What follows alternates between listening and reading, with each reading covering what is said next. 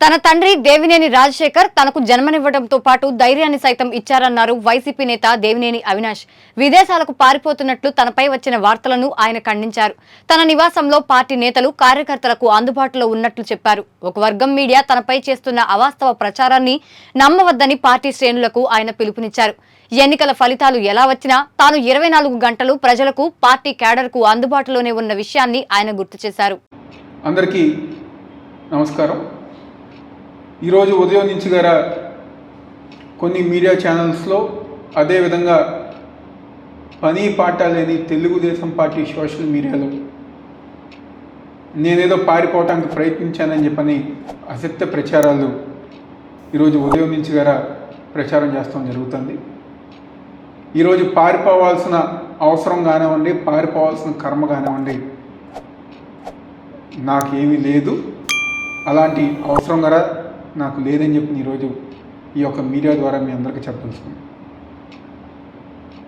దాదాపుగా 2 నెలల నుంచి గారా విజయవాడలో మా కార్యాలయంలో కానివ్వండి, మా వైఎస్ఆర్ కాంగ్రెస్ పార్టీ ఆఫీస్ కార్యాలయంలో కానివ్వండి, తూర్పు నియోజక ప్రజానికానికి కానివ్వండి 24 గంటలు అందుబాటులో ఉంటుంది. దేనికి పారిపోవాలి? నిజంగా కోర్టు వారు కనుక మేము తప్పు చేశానని చెప్పని భావిస్తే కోర్టు వారు ఏ నిర్ణయం తీసుకున్నా, లేకపోతే ఏ శిక్ష విధించినా దాన్ని దమ్ముగా స్వీకరించి దాన్ని ఇచ్చేస్తాం.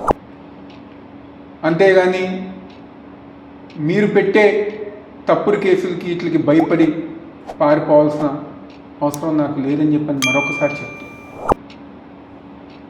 ఈరోజు 2019లోనే ఈ రాష్ట్ర ప్రజానికానికి తెలుసు, మరీ ముఖ్యంగా ఆ రోజున్న తెలుగుదేశం పార్టీ సోషల్ మీడియా గారు తెలుసు. చంద్రబాబు నాయుడు గారి ఇంటి ముందు డ్రోన్ విషయం కానివ్వండి, గురజాల్లో తెలుగుదేశం పార్టీ కార్యకర్తలను పరామర్శిస్తాం కానివ్వండి, చలో ఆత్మగురు కార్యక్రమం అప్పుడు గారా మిగిలిన తెలుగుదేశం పార్టీ నాయకులకు నేనేం పారిపోలే. ఆ రోజు దమ్ముగా ధైర్యంగా వెళ్ళా, ఫేస్ చేశా. మా తండ్రి దేవినేని రాజశేఖర్ నెహ్రూ గారు మాకు జన్మనిస్తంతో పాటు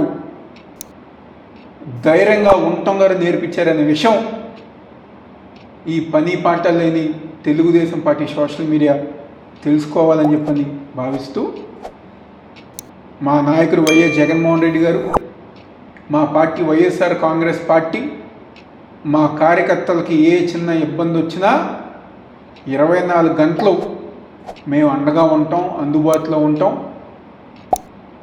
పార్టీ కార్యక్రమాలన్నీ గారు ముందుకు తీసుకెళ్తామని చెప్పిన సందర్భంగా చెప్తూ, దయచేసి రాష్ట్ర ప్రజానికాన్ని, వైఎస్ఆర్ కాంగ్రెస్ పార్టీ నాయకుల్ని, కార్యకర్తల్ని ఇలాంటి అసత్య ప్రచారాలు నమ్మవద్దని చెప్పని మనస్ఫూర్తిగా కోరుకుంటున్నాను.